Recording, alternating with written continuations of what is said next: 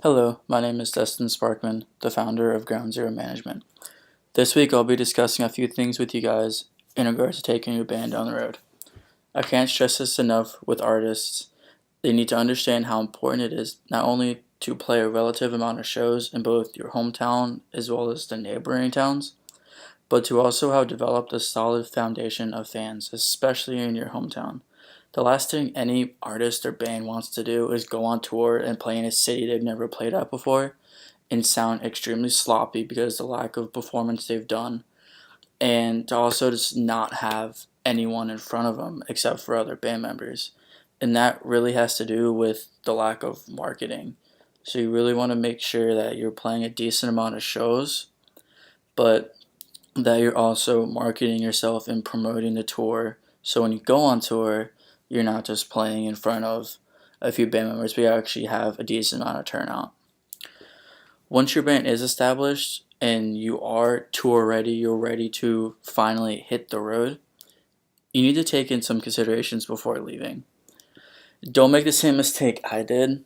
Always look up the weather forecast for each city you will be in. That way you know exactly what kind of clothes to pack. Find out if you'll be in a van or if you'll be in a bus. Because if you're in a van, you definitely want to pack lightly. You don't want to cram in a bunch of clothes because there's going to be anywhere from 5 to 10 guys in one van, depending on the size of the van and if you're sharing it with another band. You also really want to make sure you pack more comfortable clothes or clothes that you don't really care too much about. Because, especially if you're going to tour for multiple weeks, you don't want to be wearing, jeans that aren't comfortable, or stuff that you don't want to be wearing all day. Make sure you pack comfortable shoes, comfortable clothes.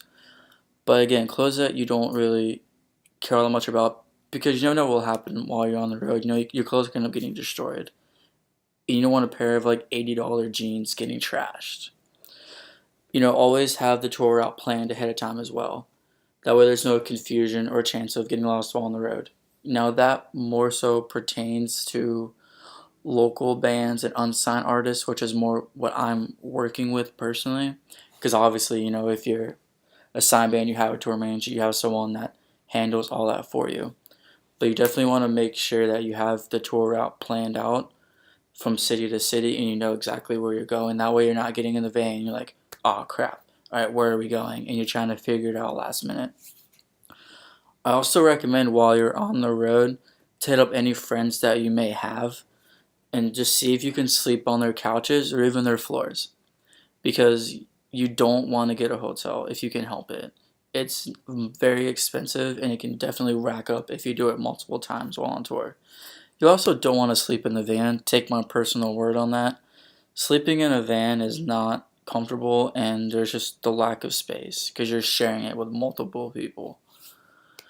So that's it for this week's episode, guys. Tune in next week where we will be discussing the importance of actually planning a tour. We'll go more in depth on how to plan your tour from start to finish, as well as during the tour itself.